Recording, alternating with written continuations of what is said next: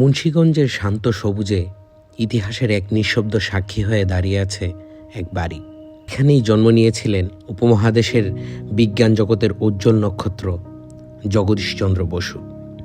1858 সালের 30শে নভেম্বর বিক্রমপুরের রাড়িখাল গ্রামে জন্ম নেওয়া এই মানুষটি শুধু একজন বিজ্ঞানী ছিলেন না, তিনি ছিলেন স্বপ্নদ্রষ্টা, যিনি প্রমাণ করেছিলেন গাছেরও প্রাণ আছে, অনুভূতি আছে।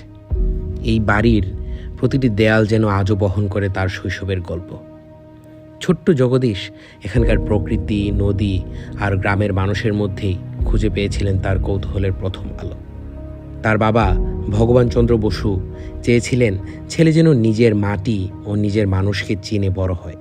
সে কারণেই ইংরেজি স্কুলের আগে তাকে পাঠানো হয়েছিল বাংলা বিদ্যালয়ে।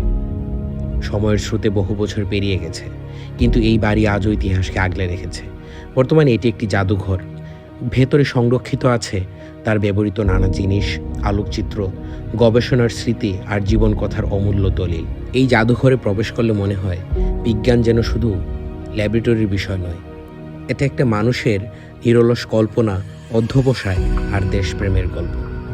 রেডিও ও মাইক্রোওয়েভ গবেষণায় তার অবদান ছিল যুগান্তকারী। অনেকেই বলেন বেতার যোগাযোগ প্রযুক্তির সূচনা লগ্নেও তার অবদান ছিল অসামান্য। কিন্তু ব্যক্তিগত স্বীকৃতির চেয়ে জ্ঞানকে মানবতার জন্য উন্মুক্ত রাখতেই তিনি বেশি বিশ্বাস করতেন। আজকের এই আধুনিক পৃথিবীতে দাঁড়িয়ে যখন আমরা প্রযুক্তির সুবিধা ভোগ করছি, তখন হয়তো অজান্তেই শ্রদ্ধা জানাচ্ছে সেই মানুষটিকে, যিনি শত বছর আগেই ভবিষ্যতের পথে দেখিয়েছিলেন।